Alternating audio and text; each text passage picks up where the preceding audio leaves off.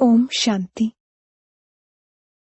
24/12/2023 అవ్యక్త BapDada. Revise date 3/4/1997. పాత సంస్కారాలను సమాప్తం చేసి తమ నిజ సంస్కారాలను ధారణ చేసి ఎవర్ రెడీగా అవ్వండి. ఈరోజు బాప్దాదా తమ నలువైపులా ఉన్న విశ్వపిత యొక్క ప్రేమలో లవలీనులైన మరియు అదృష్టవంతులైన పిల్లలను చూస్తున్నారు.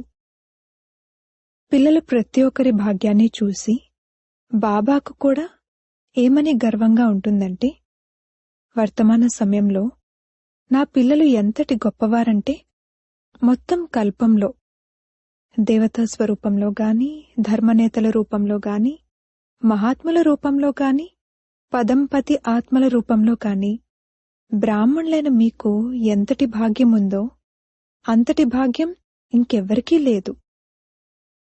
మరి ఇటువంటి మీ శ్రేష్ఠ భాగ్యాన్ని సదా స్మృతిలో ఉంచుకుంటున్నారా?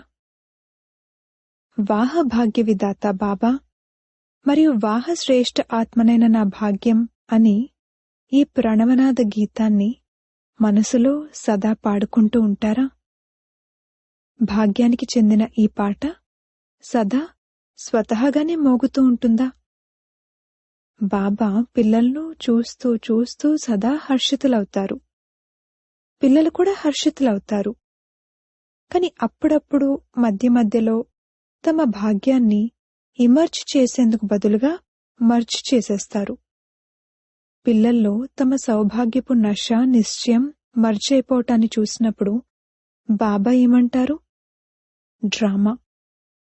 కాని బాబ్దాదా పిల్లలందర్నీ సదా భాగ్యం యొక్క స్మృతి స్వరూపులుగా చూడాలనుకుంటారు. మీరందరూ కూడా ఇదే కోరుకుంటారు. కాని మధ్యలో కానీ అనేదొస్తుంది.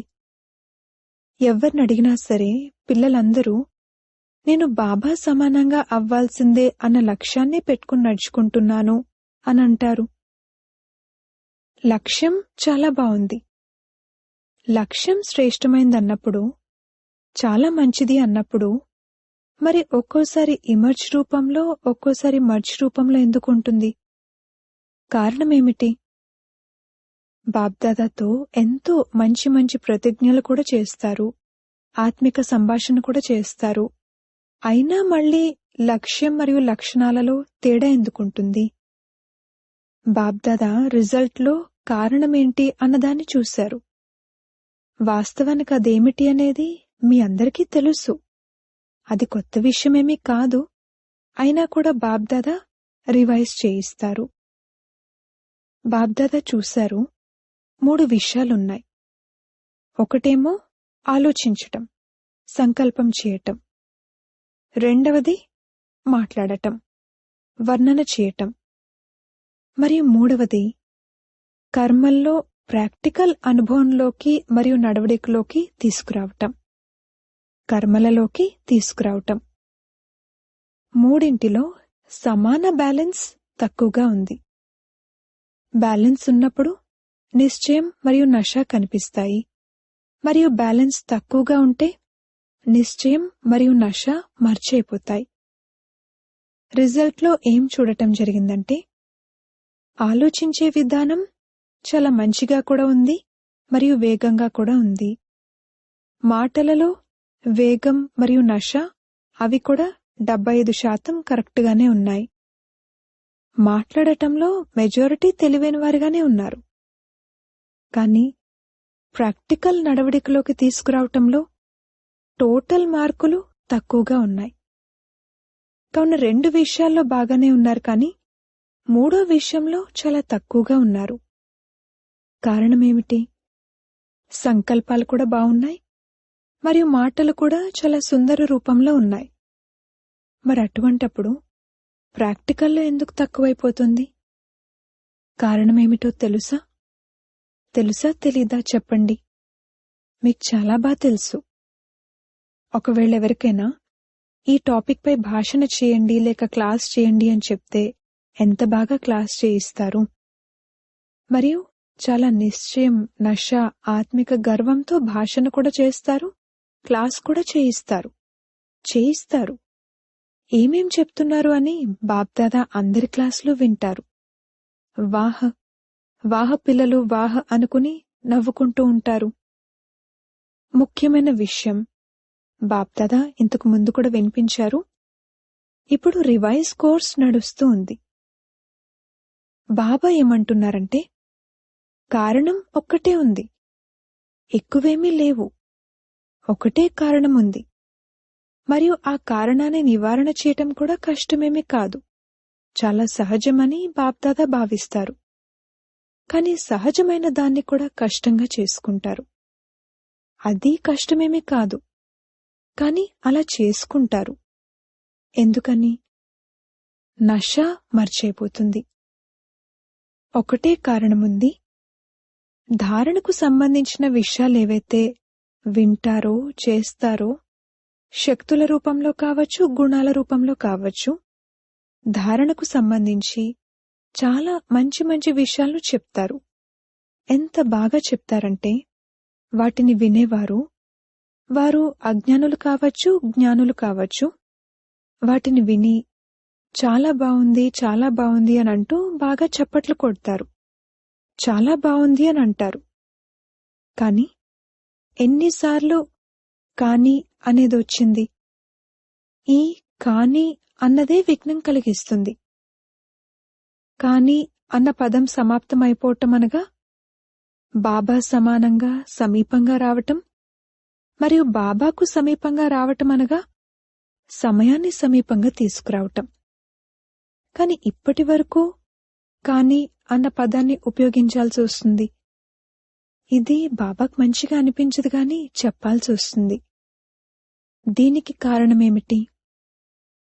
ఏదైతే చెప్తున్నారో, ధారణ కూడా చేస్తున్నారో, అది ధారణ రూపంలో ధారణ చేస్తున్నారు. మరియు ఆ ధారణ అనేది కొందరికి కొద్ది సమయం నడుస్తుంది, కొందరికి ఎక్కువ సమయం కూడా నడుస్తుంది. కాని ఆ ధారణ అనేది ప్రాక్టికల్గా సదా పెరుగుతూ ఉండాలంటే దాని కొరకు ముఖ్యమైన విషయం ఇదే. ద్వాపరం నుండి మొదలుకొని అంతిమ జన్మ వరకు ఏవేవైతే అవగుణాలు లేక బలహీనతలు ఉన్నాయో అవి సంస్కారాల రూపంలో ధారణైపోయాయి. మరియు సంస్కారాలుగా అయిన కారణంగా శ్రమించాల్సిన అవసరం ఉండదు. వదలాలని కూడా అనుకుంటారు, మంచిగా అనిపించదు కూడా. అయినా ఏం చేయను, నా సంస్కారం అలా ఉంది అని అంటారు. మీరు తప్పుగా అనుకోవద్దు, నా సంస్కారమే అలా ఉంది అని అంటారు. కాని సంస్కారం తయారైందెలా? తయారు చేసుకున్నారు కాబట్టే తయారైంది కదా. కనుక ద్వాపరం నుండి ఈ తప్పుడు సంస్కారాలు ఏవైతే తయారయ్యాయో వీటి వలన మీరా సమయానికి వద్దనుకున్నా వాటికి వశమవుతారు. కాని మళ్ళీ ఏం చేయాలి, నా సంస్కారం అని అంటారు. అంటే సంస్కారాలనేవి సహజంగానే వద్దనుకున్నా కూడా ప్రాక్టికల్లోకి వచ్చేస్తాయి కదా. ఎవరికైనా క్రోధం వస్తే వారు కాసేపటి తర్వాత మీరు తప్పుగా అనుకోవద్దు, ఇది నా సంస్కారం అని అంటారు. క్రోధాన్ని సంస్కారంగా చేసుకున్నారు, అవగుణాన్ని సంస్కారంగా చేసుకున్నారు, మరి గుణాలను సంస్కారంగా ఎందుకు చేసుకోలేదు? క్రోధం అనేది అజ్ఞానపు శక్తి, మరియు జ్ఞానం యొక్క శక్తి శాంతి, సహన శక్తి. మరి అజ్ఞానం యొక్క శక్తి అయిన క్రోధాన్ని చాలా బాగా సంస్కారంగా చేసుకున్నారు, మరియు దాన్ని ఉపయోగిస్తూ కూడా ఉంటారు. మళ్ళీ క్షమాపణలు కూడా అడుగుతూ ఉంటారు. క్షమించండి, ఇకపై ఇలా జరగదు అని అంటారు. కాని మున్ముందు ఇంకా ఎక్కువగా జరుగుతుంది. కారణమేమిటి? ఎందుకంటే సంస్కారంగా చేసుకున్నారు. కనుక బాప్దాదా ఒకటే విషయాన్ని పిల్లలకు పదే పదే వినిపిస్తున్నారు. అదేమిటంటే, ఇప్పుడు ప్రతి గుణాన్ని, ప్రతి జ్ఞానపు విషయాన్ని సంస్కార రూపంలో తయారు చేసుకోండి. బ్రాహ్మణాత్మల నిజ సంస్కారమేది? క్రోధమా లేక సహనశక్త్యా? ఏది? సహనశక్తి, శాంతిశక్తి ఇవే కదా. మరి అవగుణాలనైతే సహజంగానే సంస్కారాలుగా చేసుకున్నారు. వాటిని బాగా లోతుగా లోపల నింపేసుకున్నారు. కనుక అవి వద్దనుకుంటున్నా బయటకు వస్తూ ఉంటాయి. అలా ప్రతి గుణాన్ని బాగా లోతుగా సంస్కారంగా చేసుకోండి. నా నిజ సంస్కారం ఏది, ఇది సదా గుర్తుంచుకోండి. అక్కడ రావణుని ఆస్తిని సంస్కారంగా చేసుకున్నారు. పరాయి వస్తువుని మీదిగా చేసుకున్నారు. ఇప్పుడు బాబా ఖజానాను మీదిగా చేసుకోండి. రావణుని వస్తువును చాలా జాగ్రత్త చేసి పెట్టుకున్నారు. కాని బాబా వస్తువును మాయం చేసేస్తారు. ఎందుకిలా? రావణునిపై ప్రేమ ఉందా?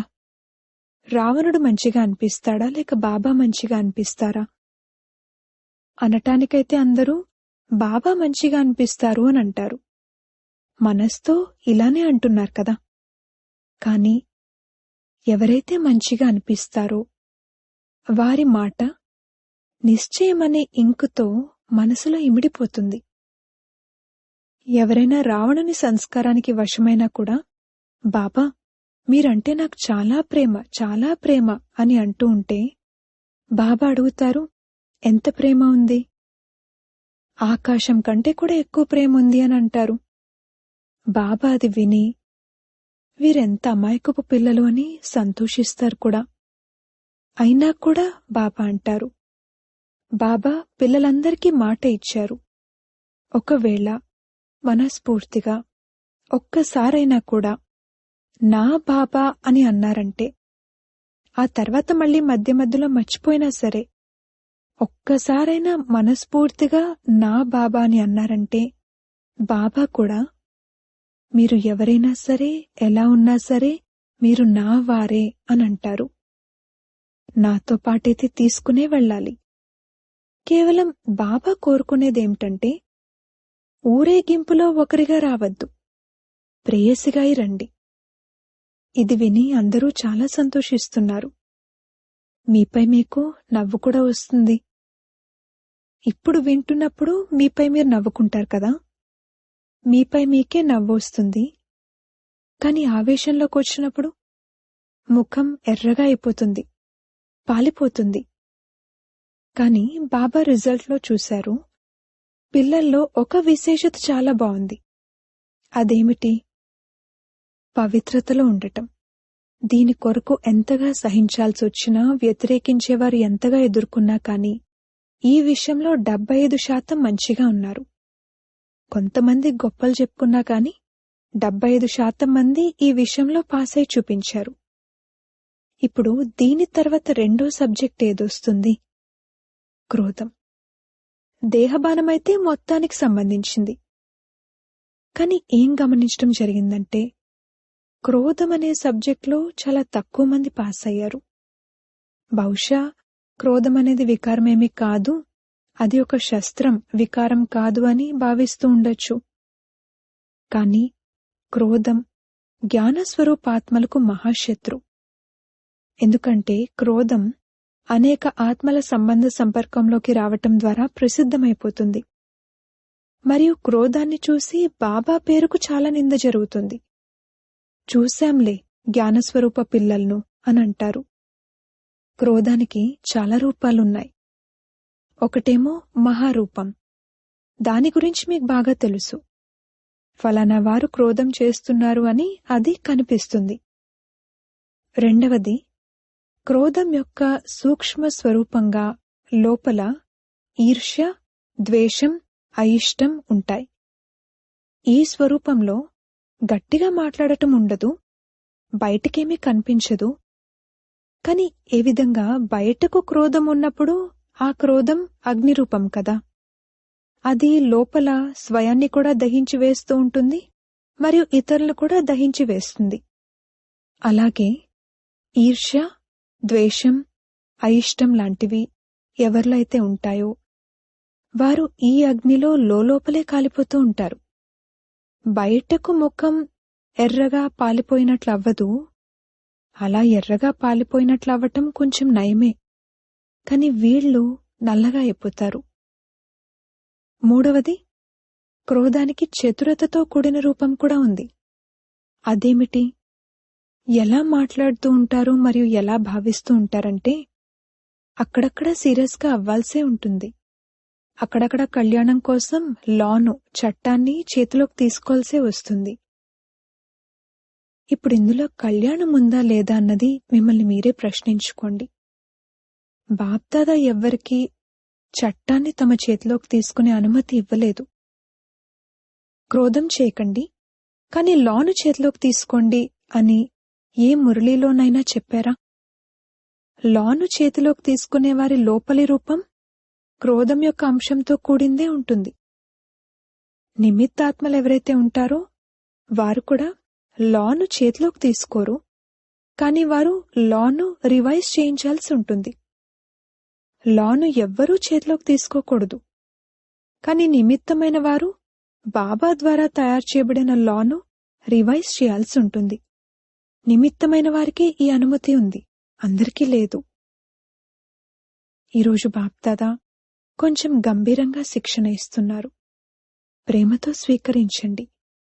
ఎందుకంటే బాప్దాదా పిల్లలు రాసిన చేసిన ప్రతిజ్ఞలను చూసి విని నవ్వుకుంటూ ఉంటారు.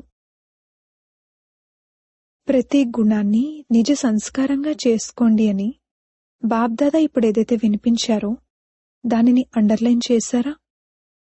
మరి ఇప్పటి నుండి శాంత స్వరూపంలో ఉండటం, సహనశీలురుగా అవ్వటం అనేది నా నిజ సంస్కారంగా అయిపోయింది అని అనాలి. మళ్లీ బాప్దాదా మిలనాన్ని జరుపుకోవటానికి వచ్చే సమయానికి ఈ 5-6 నెలల్లో వీటిని మీ నిజ సంస్కారంగా తయారు చేసుకుని చూపించండి. అందుకే ఈరోజు రిజల్ట్ వినిపిస్తున్నాము. క్రోధం యొక్క రిపోర్ట్లు చాలా వస్తాయి. చిన్నవారు, పెద్దవారు అందరూ రకరకాల రూపాల్లో క్రోధం చేస్తారు. ఇప్పుడు బాప్దాదా ఎక్కువ వివరంగా తెలియజేయరు, కాని కథలు చాలా సరదాగా ఉంటాయి. మరి ఈ రోజు నుండి క్రోధాన్ని ఏం చేస్తారు? వీడ్కోలు ఇస్తారా? అందరూ చప్పట్లు కొట్టారు. చూడండి, చప్పట్లు కొట్టడం చాలా సహజం, కాని క్రోధం అనే చప్పట్లు మోగకూడదు. బాప్దాదా ఇప్పుడిక దీన్ని పదే పదే వినాలని అనుకోవటం లేదు. అయినా కూడా దయ కలుగుతుంది కావున వింటారు. కాబట్టి ఇప్పటి నుండి ఇలా అనకండి, బాబా ప్రతిజ్ఞనైతే చేశాము, కాని మళ్ళీ మళ్ళీ వచ్చేసింది, ఏం చేయాలి? కోరుకోము, కాని వచ్చేస్తుంది. మీరే మాయకు అర్థం చేయించండి, క్రోధానికి అర్థం చేయించండి. ఈ పురుషార్థాన్ని కూడా బాబానే చెయ్యాలా? కాని ప్రారబ్ధాన్ని పిల్లలు తీసుకుంటారా? ఈ శ్రమను కూడా బాబానే చెయ్యాలా? ఇటువంటి ప్రతిజ్ఞ చేయొద్దు. మళ్ళీ 5 నెలల తర్వాత రిజల్ట్ చూస్తాము. మీరు చెప్పినా చెప్పకపోయినా కానీ బాబా వద్దకైతే చేరుకుంటుంది. ఏం చేయాలి? అలా అయిపోతుంది. పరిస్థితులు అలా వస్తాయి. విషయం చాలా పెద్దదైపోయింది కదా అని ఇటువంటి రిజల్ట్ ఉండకూడదు. బాబాకు కూడా అర్థం చేయించడానికి ప్రయత్నిస్తారు. చాలా తెలివైన వారు. ఏమంటారంటే, బాబా చిన్న చిన్న విషయాలను మేం దాటేస్తాము, కాని ఈ విషయమే పెద్దది కదా. ఇప్పుడు దోషాన్ని ఎవరిపై మోపారు? విషయంపై. విషయం ఏం చేస్తుంది? వస్తుంది, పోతుంది. 5,000 సంవత్సరాల తర్వాత మళ్లీ విషయం వస్తుంది. ఏ విషయమైతే 5,000 సంవత్సరాల తర్వాత వచ్చేదుందో దానిపై దోషం మోపుతారు. అలా చేయకండి.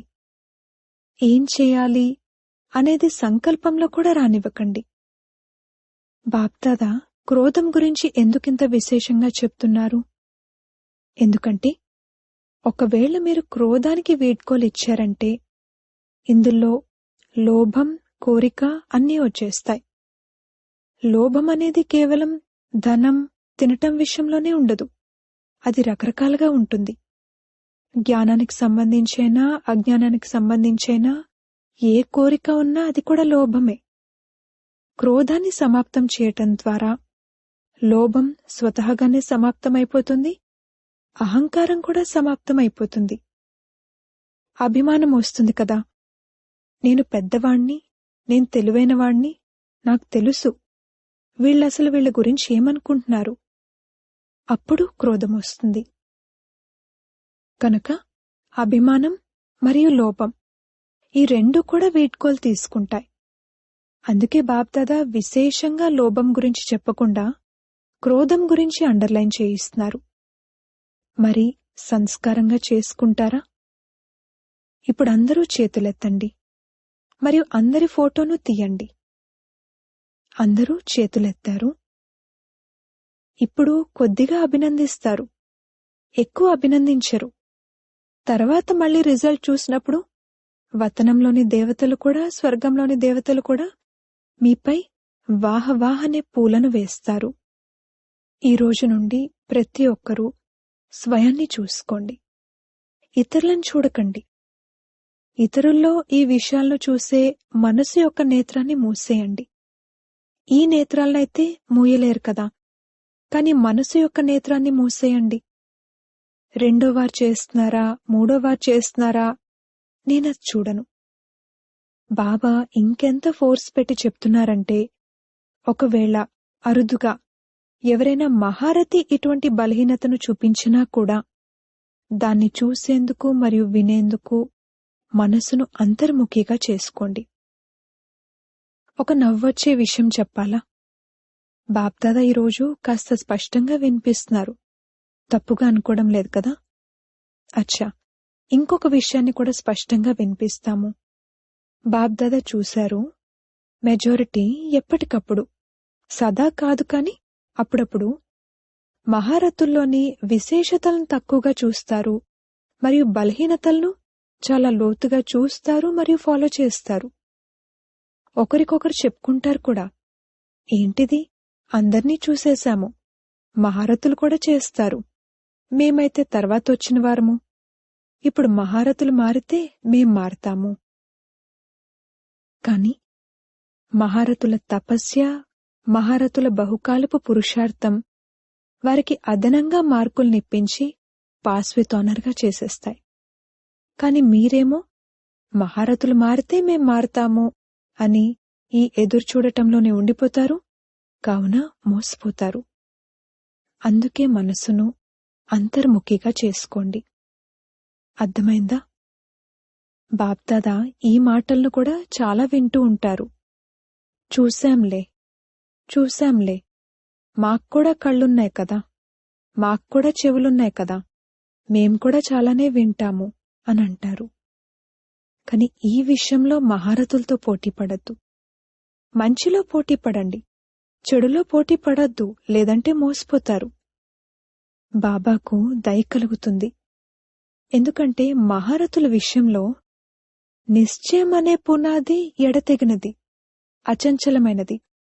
కనుక ఆ విషయంలో మహారథులకు అదనపు ఆశీర్వాదాలు లభిస్తాయి. అందుకే ఎప్పుడూ కూడా మనసు యొక్క నేత్రాన్ని ఈ విషయంలో తెరవద్దు, మూసేయండి. వినేందుకు బదులుగా మనసును అంతర్ముఖిగా ఉంచుకోండి. అర్థమైందా?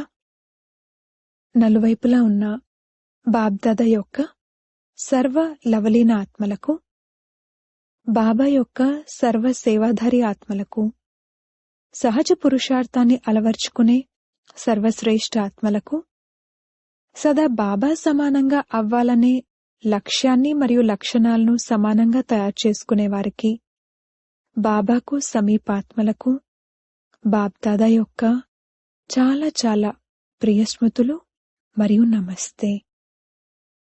వరదానము: అందరికీ అమర జ్ఞానాన్నిచ్చి అకాల మృత్యు భయం నుండి విడిపించే శక్తిశాలి సేవాదారి భవ.